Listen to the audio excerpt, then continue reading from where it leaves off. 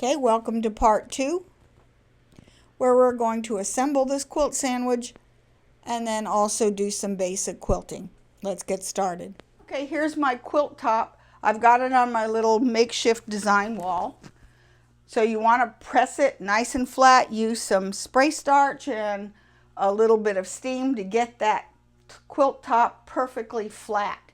You also want to measure it from side to side as well as up and down, and make your backing and your batting about 4 inches bigger on each side if you're sending it to a long armor. If you're going to be doing it yourself, you don't need that much batting and backing. So you can get away with maybe 1 to 2 inches on each side, but you want that backing a little bigger. You also want to remove any loose threads from both the front and the back of the top as well as the backing. Here's the backing, and you want to give it a good press with some spray starch and divide it into quarters. So here's the length and the width, and you want to press in these quarter marks. Not a really sharp press, just a light press. Same thing with your batting. You want to press out and use some steam. You don't want to necessarily touch it with the iron, because sometimes you might hit the scrim side, and the scrim side can melt off in your iron depending on what it's made out of. So just hold the iron above it and steam it so that you get out all of the wrinkles. If not, throw it in your dryer, a hot dryer with a wet washcloth or something, and let the steam take out the wrinkles. Because if you got a hard wrinkle before you quilt it, that hard wrinkle is going to stay there. So you want to press this out, and also press a line marking the quarters. Now we're going to lay out and set this quilt on this table, which is smaller than the quilt. So a couple things you need some kind of measuring tape, a pencil or a pen or an expo marker. You're going to need some round toothpicks and some tape. I'm going to measure from one end to the other, and then I mark it in half. This way you don't have to do any calculations, just measure it in half. Take your pencil on your table, or if it's a dark table, take some kind of tape or something to write on. And I've made a mark, and I'm going to do that on all 4 sides. I'm going to take a toothpick, and usually I will take it and blunt the end of it, because I don't want to really stick that through or just break off the end. Take tape, masking tape, bigger than the toothpick, and you're going to lay this on the edge of the table right over the mark and tape this down. Okay, then I'm going to do that on all 4 sides. Here's what it looks like. This way you can feel the center of your table through all 3 layers for when you're setting your quilt together. I'm going to go ahead and do that on all 4 sides. Next, you want to lay out your backing first. This one is slightly shorter than my table length, and it is wider. So I'm going to lay this out. Half of it is touching here, and I can see the mark where my center is. This is not reaching the end of my table, so I'm going to take a piece of tape. And remember, you're going to want the right side of the fabric towards the bottom. In other words, it's going to be facing the table. Take the tape on the other side.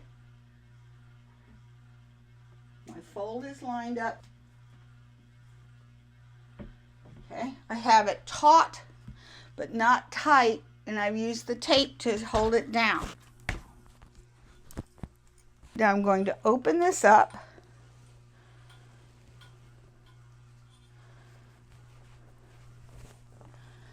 Shouldn't move there. Okay, and I'm going to, now I can feel where the toothpick is right here. I can feel where the toothpick is right here, and I just want to align that, and I'm going to put a few more clamps. I have different kinds of clamps. This is going over the edge of the table, so I got these kind from the dollar store. Then what these are for is for holding your picnic tablecloth on your picnic table outside so the wind doesn't blow it away. I'm going to start near the middle. I like these the best. So open it up and place it in the way. I'm going to clamp the edges. Did one side, and then I'll do this other side. And I will clamp those down. A lot of times I can't reach, so I take my rulers. Let your rulers help you slide that across. Okay. So I need to smooth this out. Use your ruler to help you. If it's one of those frosted ones, just turn it on the non-frosted side and the slick, shiny side. Just push that across, get it nice and straight on these ends where it doesn't reach the end of the table.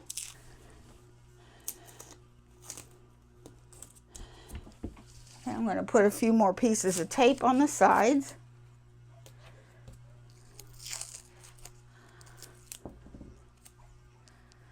Over here and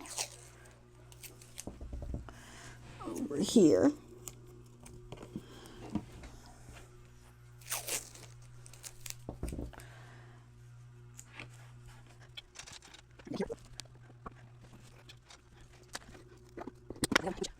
It also helps if you can pull this table out, but I'm not going to because this room is so small I wouldn't have any room to film.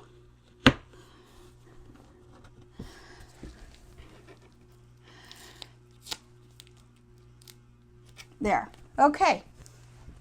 That's taped down and secured. It's not going to move around. I'm going to take my batting and do the same thing. I have my quarter folded piece of batting. So I'm going to match the fold. Here I can see the fold in the fabric, so that's good. Okay.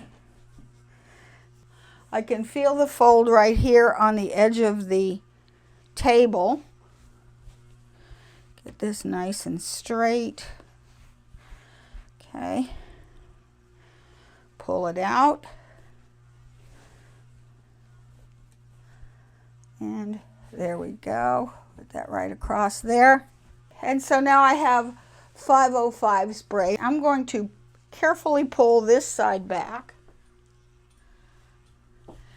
avoiding the edge of the table, although this cleans up fairly easily with alcohol on your table. And I'm just going to give it a little bit of spray. I don't need much because I'm also going to pin.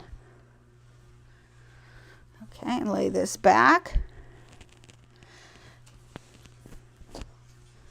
If it drapes over the edge of the table, I'm only concerned about what's going on here in this quadrant right now, in the center. I don't care what's falling off the table. That's fine.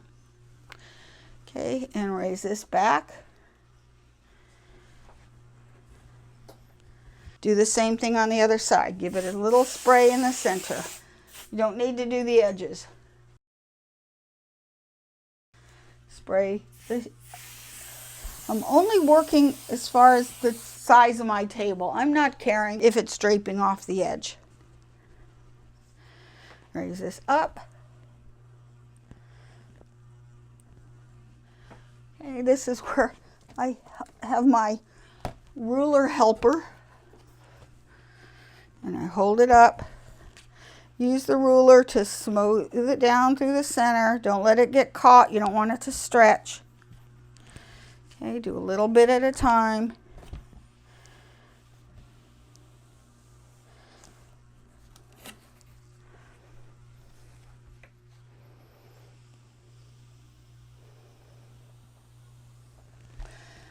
Okay. And I'm going to let this part of this batting drape over the edge. Okay, now this is nice and straight, nice and flat. Or tuck those out of the way.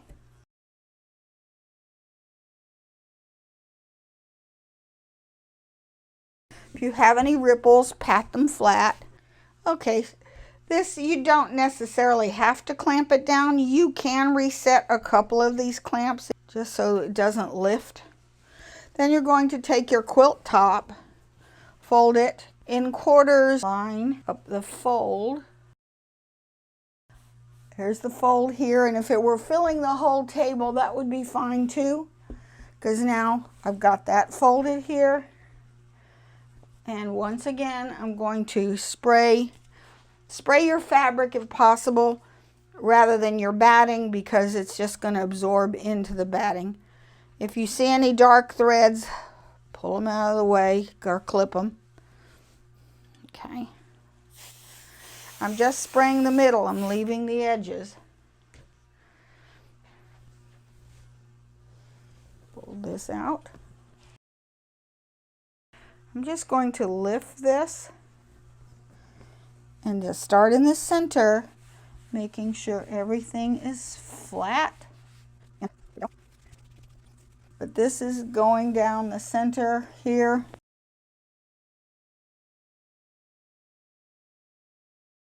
So we'll just fold this up.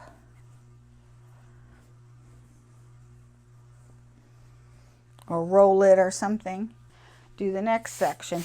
And sometimes it does help to have a buddy come help turn this with you. And that drapes over. I want to double check that all the lines are straight. Use your hands to straighten all the nice lines so that everything's nice and straight. Okay. Now this is sprayed. I could just pick it up and move it, but I'm rather rough on quilts when I have them under the machine. So I have some quilter's pins. If you were not using any spray, you'd want to put them about 4 inches apart. But this is sprayed, so I'm just going to put one in the center of every block that I know is sprayed. I'm also going to pin a little closer along the edges, because that's usually where I'm the most rough on a quilt. Ease in any fullness. And pinning close to these edges.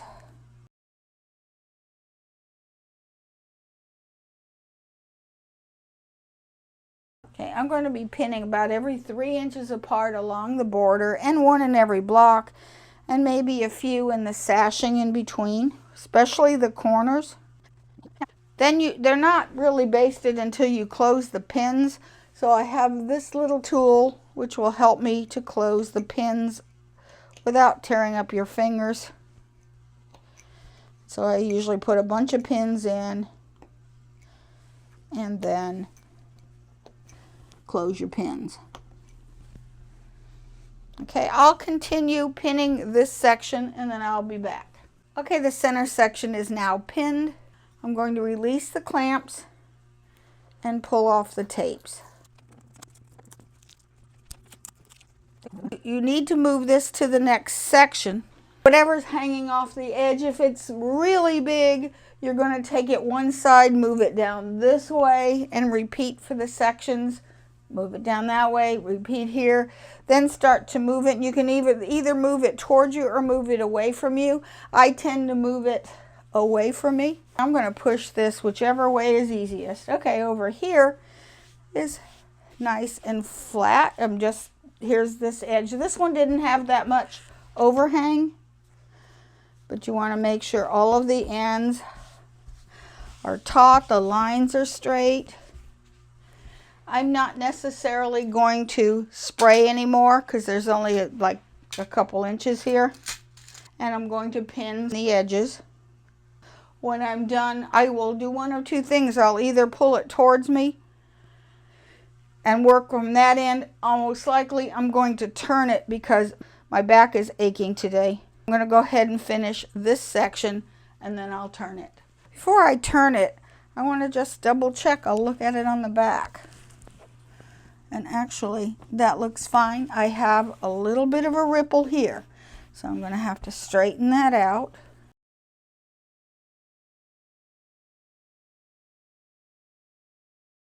You don't want pleats. There, that's better. Okay. And I'm going to turn it. I'm going to lift from here. I might put a clamp or two because this is awfully floaty. I'm just going to put a clamp or two right here just so I can give it a tug. The weight of the quilt will hold it over there. Pull this down. Lift this up and straight. Oh, I see I got a funny opposing seam. There we go. Straighten all this out. Lay this down. Spray if you need. Everything is nice and straight, and now I will pin this edge and we'll be done. Okay, I've pinned this side, so I'm going to unclamp it and turn it over and double check everything. Okay, let's take a look at it from the back. Okay, I have my press line, but no pleats. We're good. Everything looks good. Okay, we're ready to go to the machine. Everything is flat. Let's go to the machine and let's quilt this thing. We're going to talk about quilting this quilt on a basic domestic machine. Later on, we're going to talk about quilting with an embroidery machine. That'll be a different class. How much quilting needs to be done depends on the type of batting that you've selected. You have to read the package, and some of the batting will tell you that you have to quilt it 2 inches apart. Well, that's probably not a batting I'm going to pick. I like to use this warm and natural batting because the package says we only have to quilt this once every 10 inches. So actually, we could get away with just tying it, which is what they did in the old days. And in the old days, what they did was just took yarn, go through all the layers and just tied it a little knot, and it was done. Those tend to get lumpy in the wash. So we're going to do stitch in the ditch for this for right now. We're not going to touch on free motion quilting in this class. That's a separate class and a different skill. So we're going to do some walking foot quilting. And you can do an awful lot with your walking foot. You can stitch in the ditch. You can echo quilt. Echo quilt means you would go outside the line in concentric lines. You can use your decorative stitches as long as they are forward advancing. So here's a typical walking foot right here. What a walking foot does is your machine has got the feed dogs on the bottom and it advances the fabric as the stitch is formed. It also has this bar that goes over top of the needle bar, and this moves up and down, and there's teeth on the top that advance along. So this is why you want to use a walking foot, because it's going to move both layers at the same time. Using this, and say your machine does zigzag or decorative stitches, as long as that stitch is advancing, there's one called a serpentine stitch, which works really nice. I have another class that we talk about quilting that goes into all of these details, but this is a quick class. So stitch in the ditch, what that is that you're just stitching in the lines. That's it. You can get a lot of this quilt done. In fact, that's all you need to do is stitch in the ditch. Okay, now there's this kind of walking foot. Now this is the one to my straight stitch machine. And notice the bottom sole plate, it has just a narrow notch in it. This one is wider. I have been known to buy an extra one and take a Dremel tool and hollow this out up front and smooth it out so that I have an open toe walking foot, because this walking foot doesn't allow you to change the sole plates. Now this one does. This is a stitch in the ditch foot. And normally a stitch in the ditch foot is on a regular foot, which means you're only getting momentum from the underneath of the machine. Bottom of the foot itself is dragging the top layer of the fabric along. What's different between this one is this one, instead of having feed dogs, on the top. It has a belt that's on the top, and this one has interchangeable feet. I can just snap this in, run this guide on the center needle position, and I'm looking way ahead, and I can actually go a lot faster. The advantage to this one is adjustable, because this is assuming you're using a 2 or 2.5 millimeter length stitch. So that's about how much the top moves. And this is fixed. You can't change it. So if you're doing a 4 stitch length, what's happening is the bottom is moving a lot, the top is not moving a lot. You can end up getting shifting. Where this one, this belt, you can tell that belt to move faster or slower so that it advances the top of the fabric at the same rate that the bottom fabric is being advanced. So that's the advantage to that. And also this, I love this stitch in the ditch foot. Disadvantage to this walking foot is look how daggone big it is. I mostly will use this one. Other things you might want to arm yourself with is some people like gloves. I hate gloves. I can't thread the needle. I can't manipulate the pins when I have gloves on. I like these things because these are made from Rubbermaid drawer liners. They grip the quilt very easily. I can control a great big quilt with little to no pressure because these are great grippers. If I'm using rulers or anything, these fit underneath of the rulers.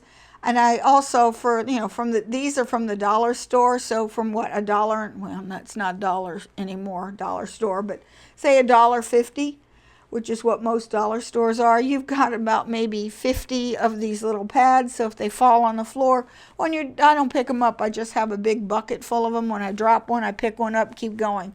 And then when I'm done, I pick about 20 or 30 of them up off the floor. So I use this a lot.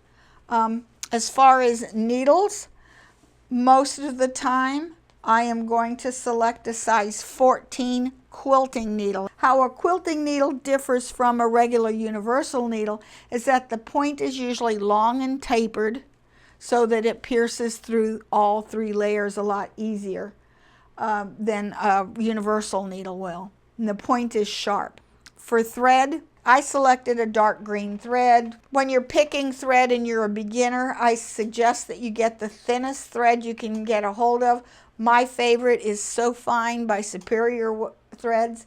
It's a 60 weight thread, which is kind of thin, because in quilting, the thinner the thread, the more you notice the pattern. The thicker the thread, the more you notice the stitches. And if your stitches are not perfect, let's use thin thread. It's a lot easier. I don't recommend using invisible or nylon thread. It's notorious for skipping stitches, and says it's invisible, but it is light reflective. I can see it just as well, if not better, than I can regular cotton thread or polyester. Does it matter if it's cotton or polyester? No, not really. Now, if it's an heirloom quilt that you think is going to be around for the next 200 years, I'd probably use 100% cotton thread. Egyptian cotton is my favorite. It's a long staple thread, and it's less linty.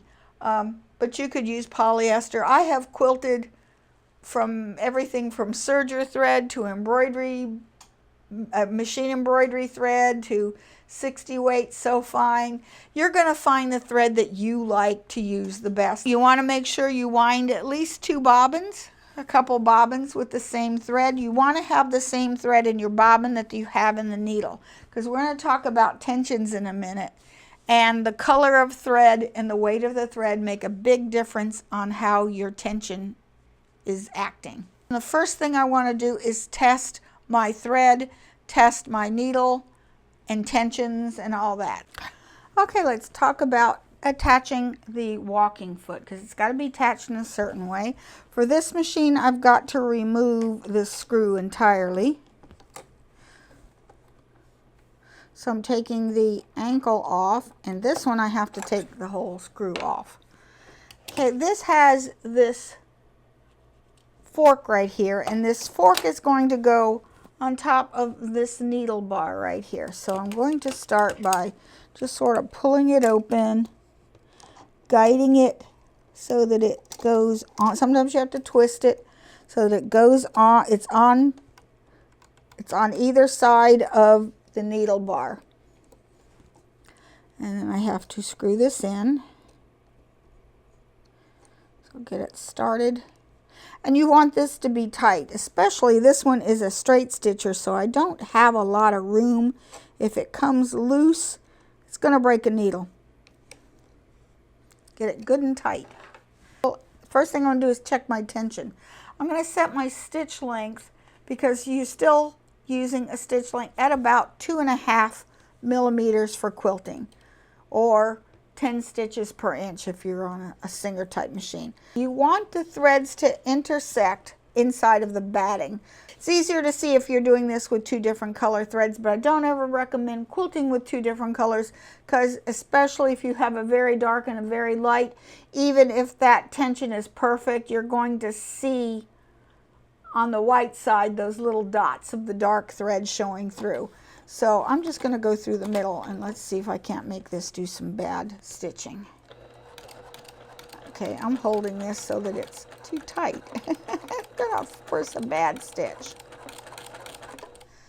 Okay. Yes, this is a bad stitch, and you can see it here on this white side. Let's look really close at this. You can see the knots, and let's see if you can hear them really well. You hear that clicking? That's my fingernail going across those knots. So even if you can't see it, you can hear it. Why is bad tensions bad for quilting? It's because it's so easy to remove. So easy for those threads to break. If the knots you see formed are forming on the bottom of the fabric, you're going to want to tighten your needle tension, which is righty-tighty, lefty-loosey, or increase the number if it's digital. If you see the knots on the top, you're going to lower this tension, which means it goes counterclockwise, or lower the number on your needle. Normal tension on a digital machine is going to be 4.0 tension. You want to drop it down to maybe 2.5 or 3 if you're getting the knots on the top. Okay, so let's talk about stitch in the ditch. Okay, so what stitch in the ditch is means that you're going to be stitching right on this edge right here between the layers where that seam comes apart. If you look at the side, you have, we'll just look at the top layer. When we're on this single, I'm going through 3 layers of fabric. When I'm on this side, I'm going through 5 layers of fabric. So I call the one with the 5 layers the high side. Ideally, you want to stitch right in that ditch, but we're not all that good. I know I'm not. So if you err and you slightly go to inside, you're not going to see it as well, but you can literally have 1 stitch over top of the high side, and it's going to show up like you had a spotlight on it. Ideally, I want this needle to be right there. Okay, I'm not pulling it up. We're going to talk about starts and stops. So how you want to position is your hands, is you want your hands on either side, and as you're stitching, you're going to slightly pull that apart, and you want to guide that right in the ditch.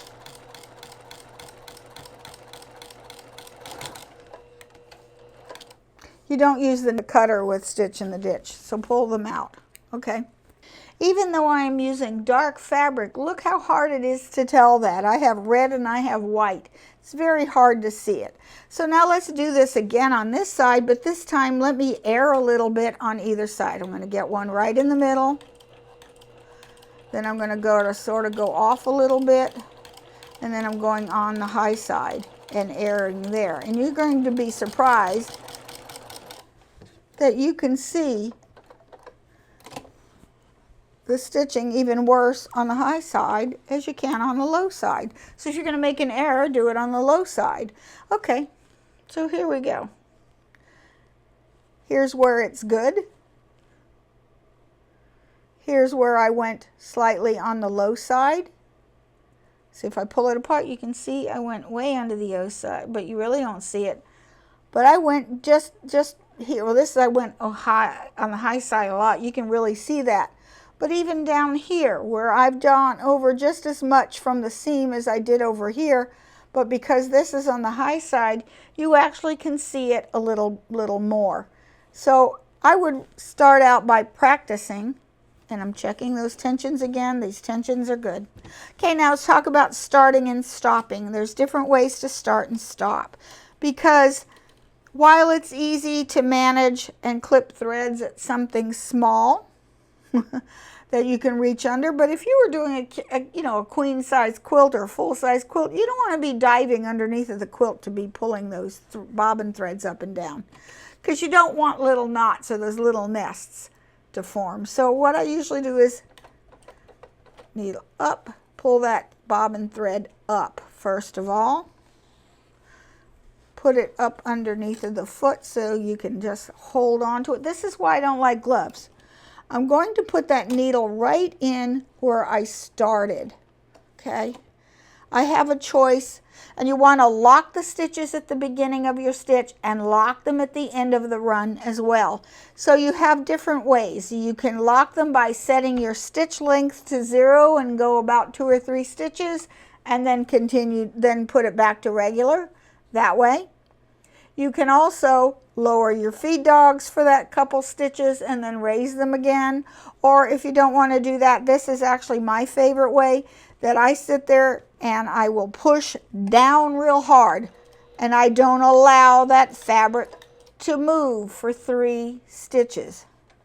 And then I continue on. When I'm ready to stop the run, that I'm going to come to the end of the run, I'm going to do the same thing. I push down. In fact, I push down and pull towards me just a little bit so that it keeps that fabric from advancing.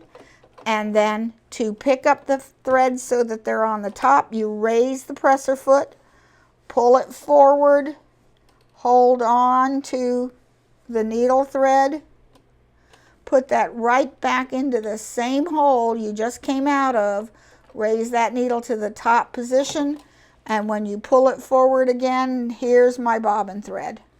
If this were going to be an heirloom quilt, you'd pull this bobbin thread up with a lot of thread so that you could take a needle, pull it out, and I have, and the bottom has no knots at all. And you could take this, tie it, take a sewing needle and bury these knots inside. Most of the time, if it's a utility quilt, this is locked. I don't need to do anything. I would just take my scissors and cut these at the surface. This is not going to pull apart. They are locked in, but they are not, you are not able to see them on either side. Now, to prepare your machine, it helps to have as much good light as you possibly can have. It's ideal to have your machine flush with your table so that you can move things easily.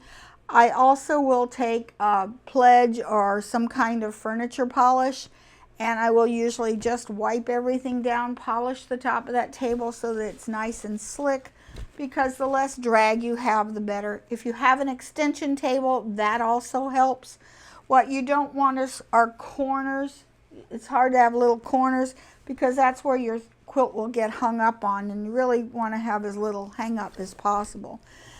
Some people will roll up their quilts. I don't. I prefer to use something called a technique called fluff and stuff.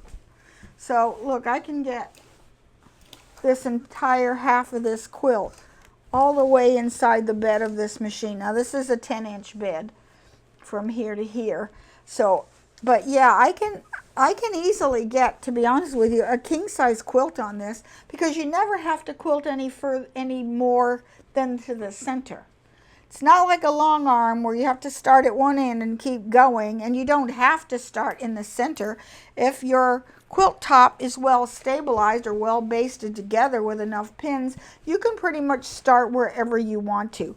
I'm not worried about what's going on all around me. I only care about this far, 10 inches on either side, See, I can get all that, and I only have to worry about what's going on between my hands. And I want to position my hands like a picture frame. Okay? So I'm going to start with a stitch in the ditch.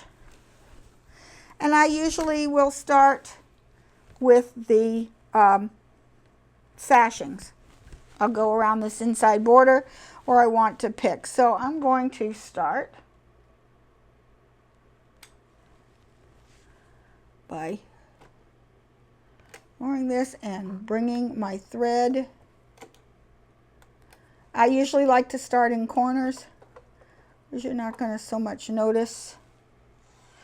Now, if you're starting in the center, you don't have to do a locking stitch because you're going to do it at the end. But I'm going to start with a locking stitch, which are 3 stitches.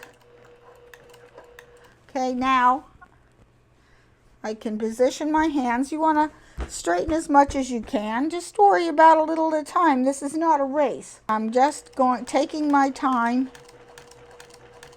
and I'm going to just stitch until I come to a corner. And actually I can go all the way around without having to break thread. And then I will sort of take this and just drape it in my lap, fluff it up around, because I want to be able to move this, not the whole quilt. I just worry about moving this little bit. Okay, and I'm just going to continue on. With that stitch in the ditch foot for the digital dual feed foot, that big one, I can go a lot faster because I'm actually looking here, so therefore I can go a lot faster. I'm not looking at the needle except for when I'm setting it. When I'm stitching, I'm looking right about here, right in the front. So it enables me to go a little faster. If you feel like you're not in control of the quilt, stop.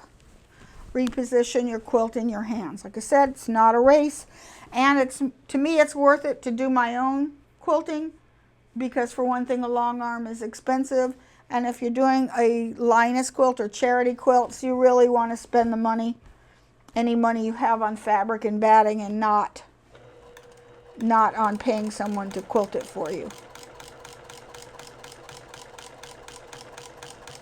Also, when you're quilting and you make a mistake, do not rip it out at that time. Keep finishing what you're doing, walk away, take a break, come back. If you can't find where the mistake is, you're fine. Leave it alone. You want to relax. You ideally should be sitting so that your elbows are by your side and your arms are at a 90-degree angle. But sit how you're comfortable and take lots of breaks. No longer in control. So here I'm straightening things out between the basting sections.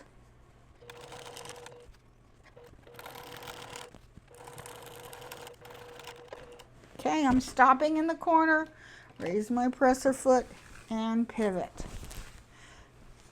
I'm going to go ahead and go all the way around, and then I'll come back when it's time to stop the stitch run. Okay, I've come all the way around. I know because I've left my thread where I started. I'll just pull it out of the way. I'm going to finish the line.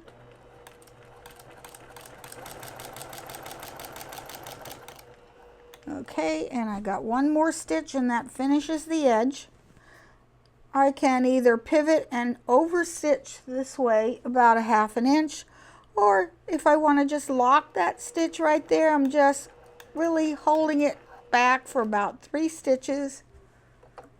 Raise my needle, pull this forward, trap my thread, put it back in the exact same spot, pull my bobbin thread up, and most of the time I just take my scissors and just cut the threads flush. And you have no knots on the back, and you're not diving underneath of the quilt. I'm going to do the other side. I'm just going to start someplace inconspicuous and go around.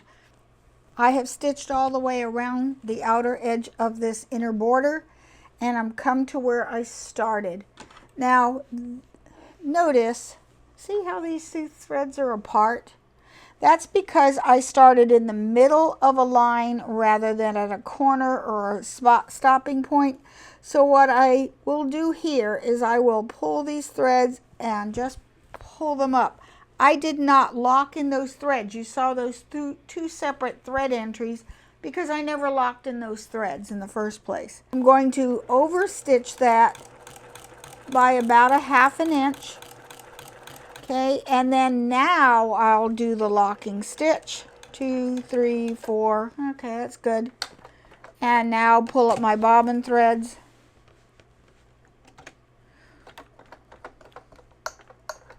If you have a machine that has pulse needle up or needle down, those are wonderful. I don't have that on this machine because it's a semi-commercial machine. Okay, so I'm just going to cut. Now let's take a look at that join.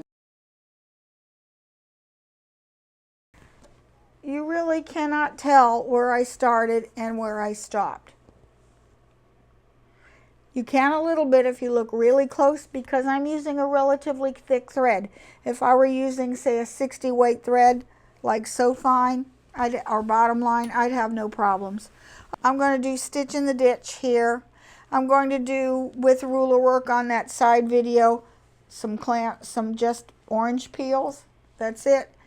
I haven't decided what I'm going to put in here. I'll see how the rest of it looks, because ideally what you don't want to do is put more quilting in one section and less in another, because that's how you get a puckering of your quilt.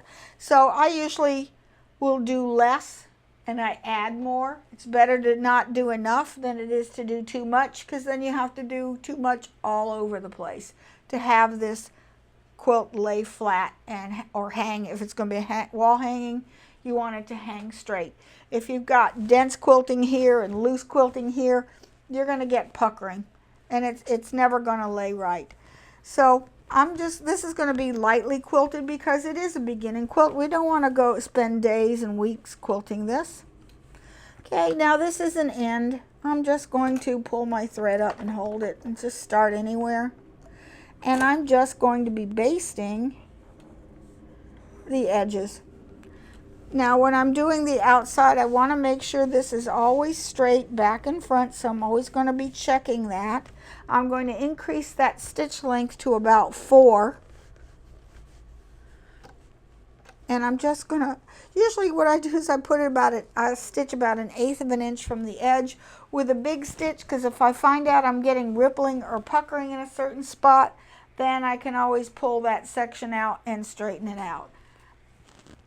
Okay, this is the part that I want to stabilize because we're going to machine embroider in here. I'm also going to put my pin container close because I'm going to be taking some out. I pulled my bobbin up, but it is not necessary to lock this. So I want to constantly pull this flat and just stitch.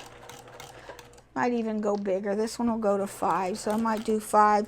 Sometimes it helps to give it a little pull as you stitch. Then as you pass the pins, you can remove them.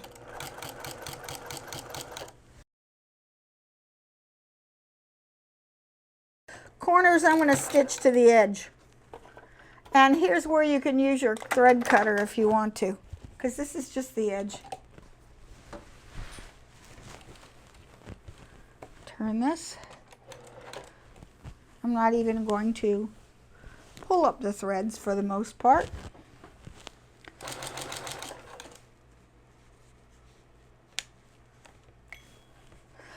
I do not close my pins because they're too hard to open and I use them too often. I had a friend who borrowed my pins once and she sent them all back closed up, and I was furious because it took hours the next time I was quilting to just simply unhook them all. It was annoying. So I don't lend my pins out.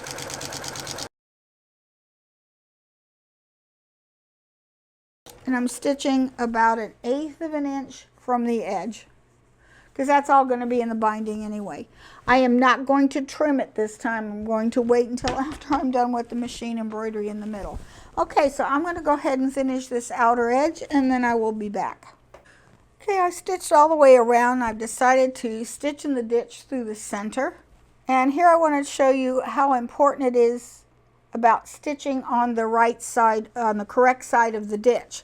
So let's take a look right here. You see right here? This is my low side. This is my high side. If I've made an error and I've stitched further in over here, like over here I have, you really don't notice it. The minute I'm one stitch over, and that's another dark fabric, see between my fingers? I can see that really well. I'm going to leave it for now. If I come back tomorrow and I still see it, I'll go ahead and take it out and fix it. I may or may not. The problem here is that this is my low side here, but the seam underneath has flipped because right here it flips, and now this is my low side. So in order to handle that, I'm going to do my stitching, and I'm going to start on the low side, but I'm being mindful that and I'm feeling it right here. And I'll put a pin right here just to point towards it. Okay.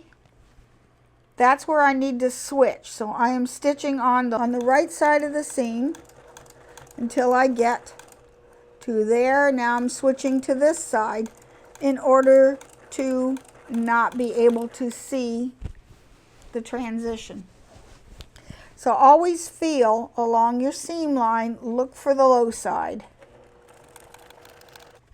Okay, for instance, right here, low side, I went literally not even one thread on the high side, and look how you can see that. Okay, let's see how we did that one section here. Here's where the pin was. Here's where I was on the low side, and the low side switched to the other side. Is it perfect? No, but this stresses the importance of pressing that seam all to one side. On the vertical ones, remember we pressed all of one row this way and all of this row the other way, so therefore this is my low side, but on this one, this is my low side. So when I come to here, I'm going to have to switch. If you're quilting as a group, not everybody's going to quilt so that their seams are perfectly nested like that, that you could actually have a gap. In that case, you would take a stitch here, lift the needle, scoot it over, and say if it had moved over to here, then you would start here and come down. Okay, I have quilted the center. If I wanted to, trim it up, bind it up, call it a day. This is actually all I really have to do. Could I add more? Yes. Will I? Yeah, probably. The other things I could do is I could literally take diagonal lines and just crisscross, all with the walking foot. One of my favorite things to use is a serpentine stitch, which causes it to go like that, and that's a decorative stitch. I could echo quilt, which I might echo quilt around here, which means that I will put the foot here, use the edge as my guide, and stitch all the way around on either side. That would give me a little bit of an accent. That's probably what I'm going to do. I haven't decided yet. So that's all I have for this with using the walking foot.